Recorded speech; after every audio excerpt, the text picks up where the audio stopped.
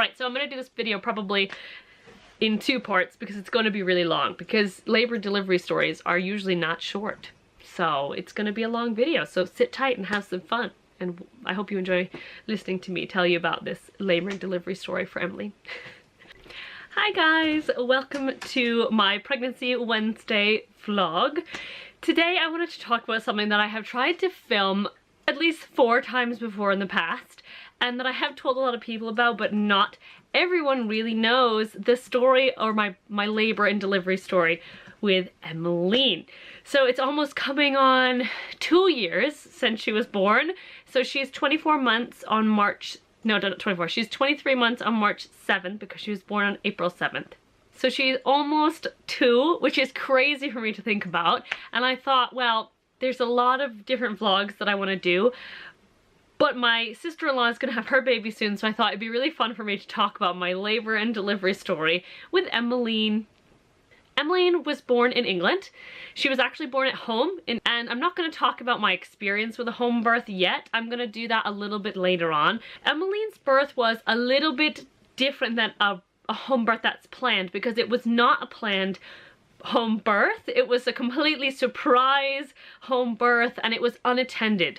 So Emmeline was delivered by her daddy, and that was just him and I there. There was no ambulance, they didn't make it. There was no midwife, she didn't make it. We had a midwife on the phone when she was born, and that's about it.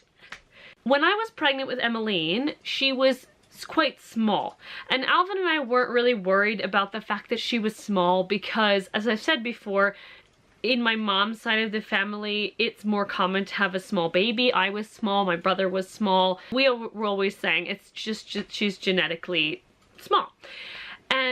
But I mean, in England they want to make sure that, well, we have to make sure that that is the reason, so we had to keep going in for ultrasounds all the time. And even though we were like, it's genetic, she's fine, we were really worried when we would go to the ultrasound, because they really just, they take it so seriously. And I said to the second to last, one of the ultrasounds, I always had an ultrasound with the same consultant, and there was always in this, it was the SGA clinic, so the small for gestational age clinic that I went to. All these women whose babies were small for their gestational age were there getting scans the same day, but you always had the same consultant that you met with.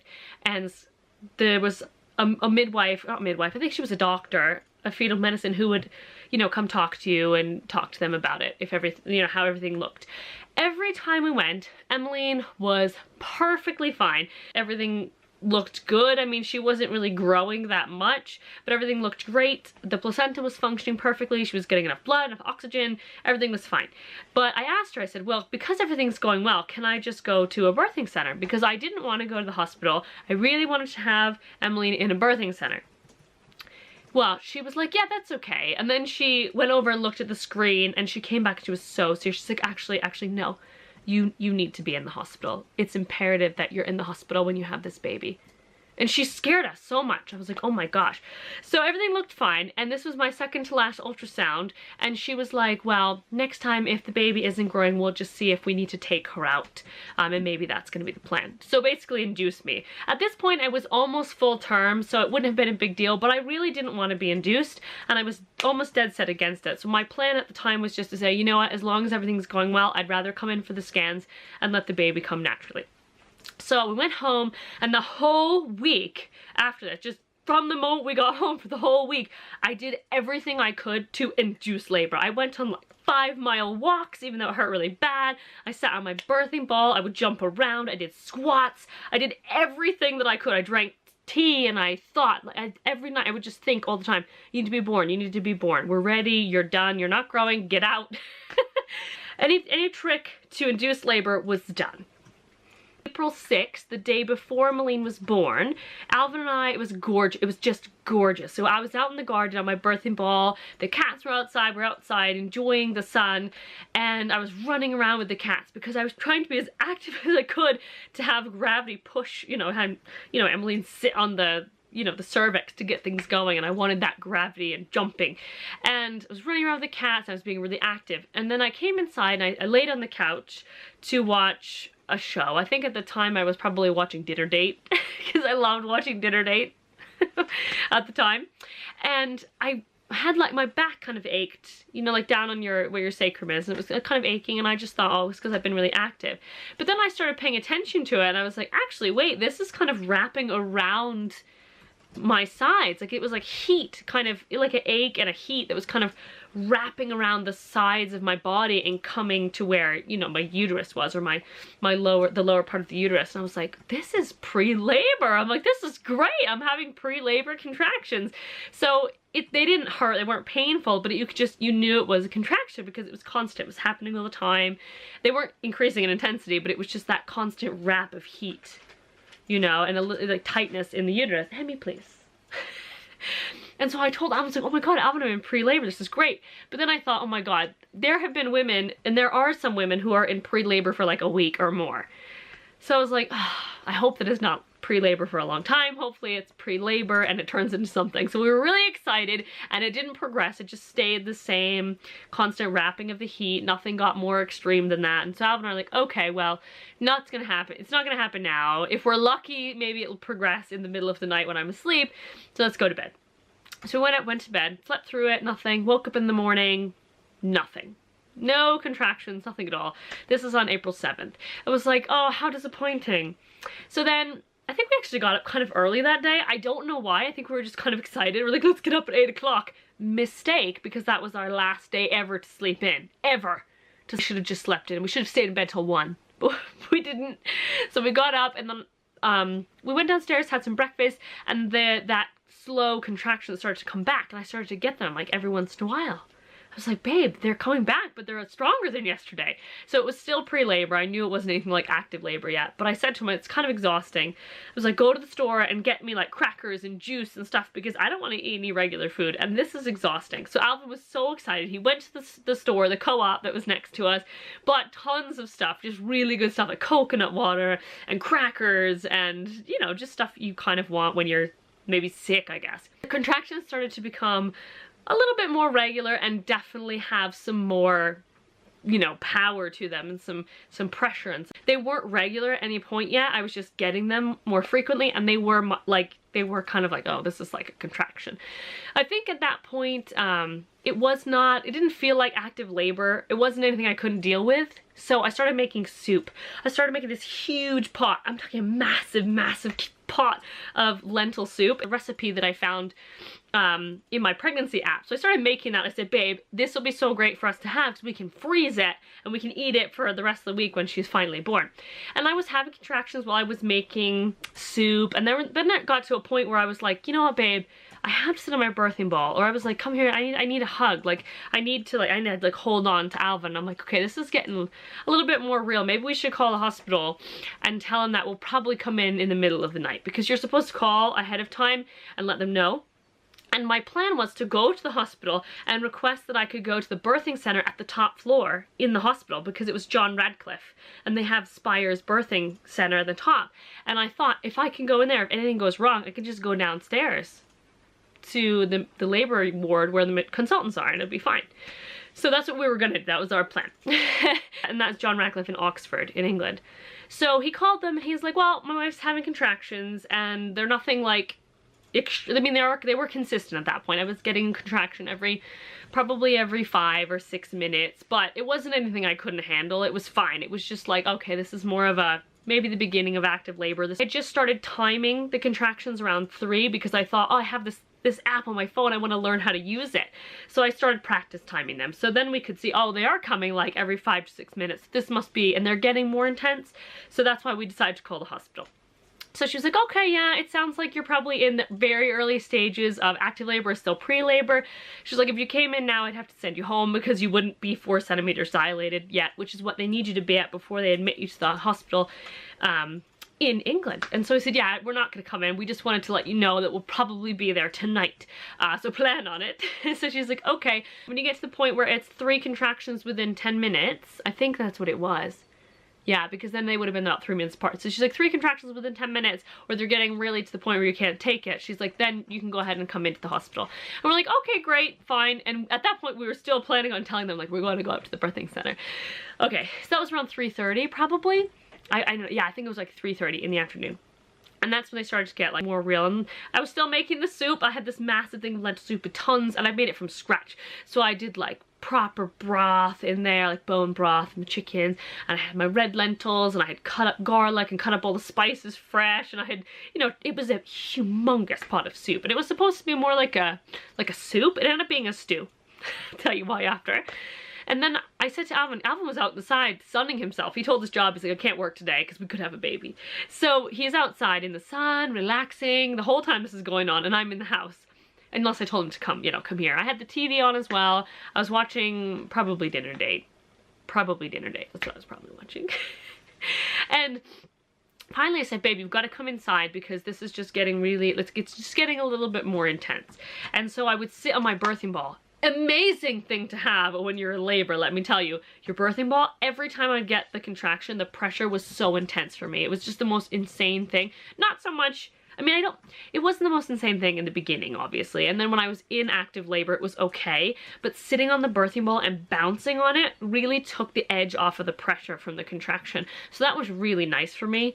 And it was fantastic. So I recommend a birthing ball. I used to sit on it all the time as well. Emily was breech for a long time, and I used to get worried about it. So I used my birthing ball constantly. She was head down at like 37, 38 weeks, I think.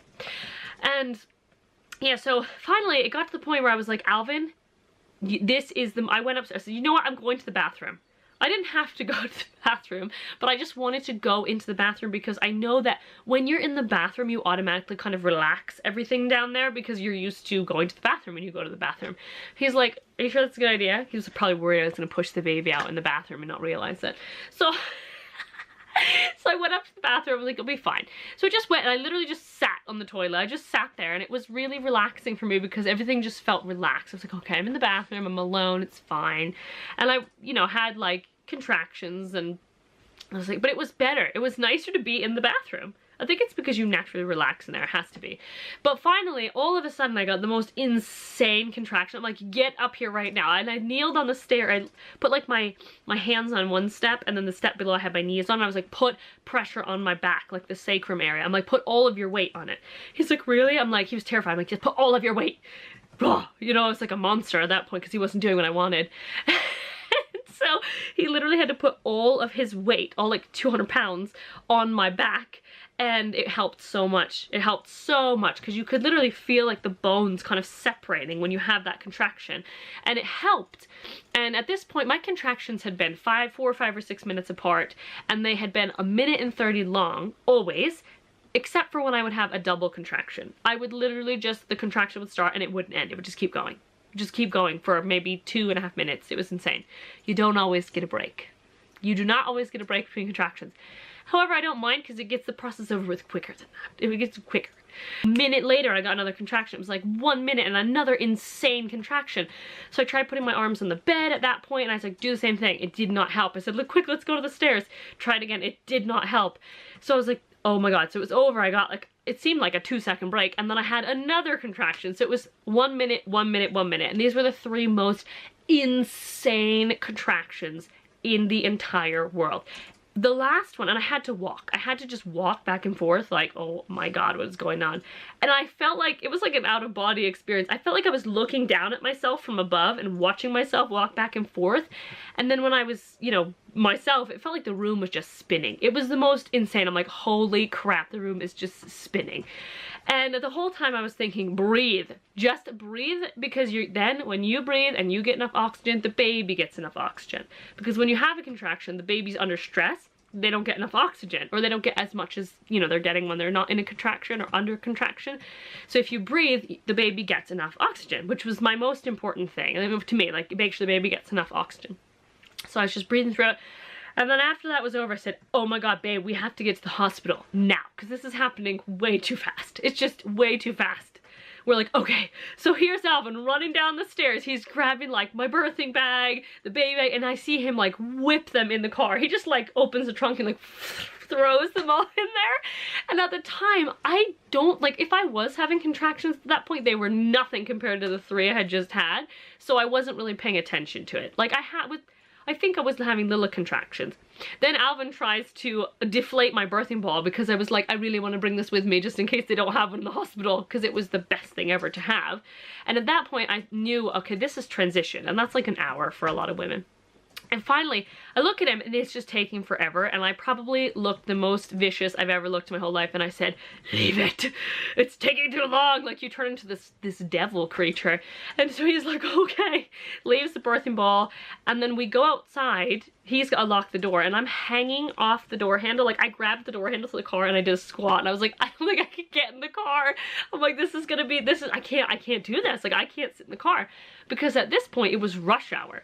It was about 4:45 at this point. So I had been having my active labor from either, I would say about 3 or 3:30 is when active labor started for me, and it was 4:45. So I had only been in labor for active labor for about an hour and a half, maybe a little bit more. 3:30 to 4:30, yeah, an hour and 15 minutes, maybe an hour and a half. I don't know. And so I get in the car and I'm just like this, like I'm like putting my hands on the seat, like trying not to sit, like babe, I don't know how people do this, I can't do this, like I'm gonna have to be on all fours in the back of the car. So it's rush hour, and normally it would have taken us 15 minutes to drive to the hospital, but in rush hour it takes an hour. So I was really nervous about it because it was happening so quickly. Like, all of a sudden I went from 4 or 5, 6 minute contractions to 1 minute, 1 minute, 1 minute. And then during this whole rush to try and get in the car, I think I was having a couple maybe small ones. When I was standing next to the couch though, before Alvin, as he was throwing the stuff in the car, I felt my body kind of go, and like push, just very, very lightly. But I had read that that is normal, and sometimes women will try to push, or their bodies will push like at the beginning of transition or something when you shouldn't. And so I thought that's what it was. And so we get in the car, and I'm buckling it, and the whole time I'm like, I can't do this. Like, I cannot do this. So we had driven to the roundabout, which was less than a mile from that, like a kilometer, like half a mile, to the house. And as in the roundabout, we had this huge traffic circle, and if you go up onto the highway, that's the only way to get there, and you cannot get off the highway until you get to Oxford. And the highway is what backs you up during rush hour. So we would have basically been sitting on the highway, and I would have been like having my transition contractions in the backseat of the car. That's what I thought. And I was like, this is gonna suck. This is so unfortunate. So the second we pull into the roundabout, it's the first exit to go up where we lived. He was just going up, taking the exit, and my body pushed. I literally pushed